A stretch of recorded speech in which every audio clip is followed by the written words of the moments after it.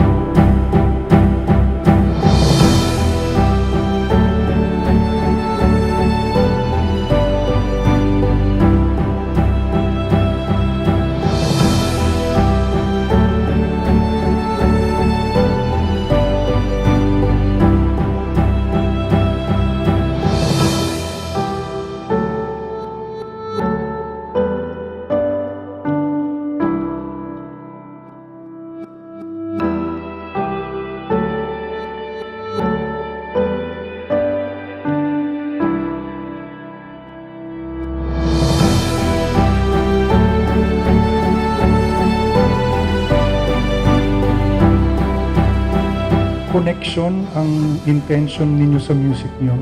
Masasabi ko you connected with me talaga, lalo na sa mga, and it's a revelation din para sa akin, para marinig yung letra ninyo. Very promising. Kayo ang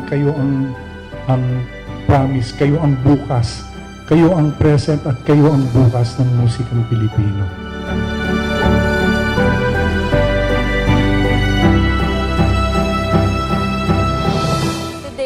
Sobrang masaya, syempre, nakakakilig dahil sa ating mga facilitators na magagaling, mga powerful. And unexpected, kasi di namin na-expect na gagawa kami ng bagong kanta dito sa workshop na ito. From the lyrics pa lang, makukuha mo na yung vibe ng kanta. So magagamit ko yun sa mga susunod ko pang gagawing kanta. So, mas mapapadali at mas mapapabilis, hopefully, dahil sa mga learnings na nakuha ko dito sa workshop.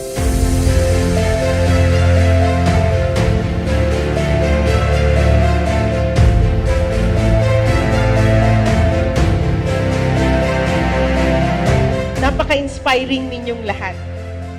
Iba't ibang genre ng music, iba't ibang pinanggalingan, iba't ibang estado ng buhay. Pero ito tayo ngayon. Together, sabi nga ng mga lyrics nyo, di ba karamihan na team magkaisa para sa karapatang pambata o sa protection. So again, thank you very much po sa pag-share.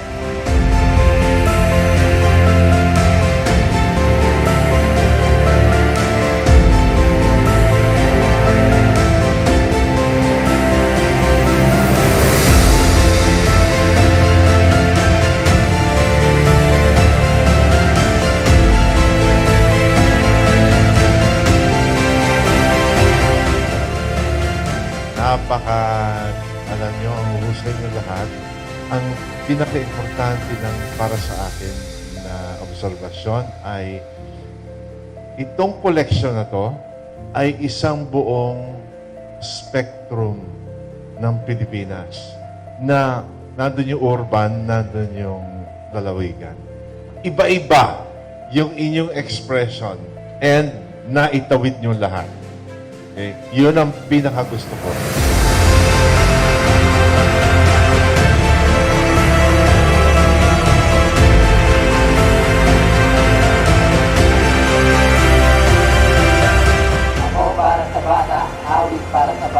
Ako para sa bata, awit para sa bata.